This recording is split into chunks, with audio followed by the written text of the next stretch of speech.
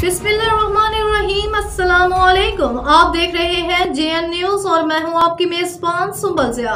Bulletin का बाकायदा आगाज करते हैं और शामिल करते हैं अब तक की अहम तरीन खबर। जुबैर चौधरी की रिपोर्ट। 5 फरवरी यौम यकजहती कश्मीर के हवाले से सफारत खाना पाकिस्तान अल रियाज में एक तकरीब का इनेकाद किया गया, जिसमें सफारत खाना पाकिस्तान के अफसरान समेत पाकिस्तानी और कश्मीरी कम्युनिटी ने भरपूर शिरकत करके मजलूम कश्मीरी बहन भाइयों से इज़हार यकजहती किया। तकरीब से खिताब करते सफीर पाकिस्तान अहमद फारूक ने कहा कि 5 फरवरी यौम यकजहती कश्मीर हमें इस अहद की तजदीद का मौका फराहम करता है कि कश्मीरी अवाम के जदोजहद आज़ादी में हम उनके शान बशाना खड़े हैं। उन्होंने कहा कि कश्मीर महज एक ज़मीन का टुकड़ा नहीं बल्कि एक मजलूम कौम की दास्तान है जो भारतीय मज़ालिम जबर और इस्तबदाद के खिलाफ बरसरे पेकार है। पाकिस्तान मकबूजा कश्मीर की आज़ादी तक सियासी सफारती और अखलाकी हिमायत जारी रखेंगे।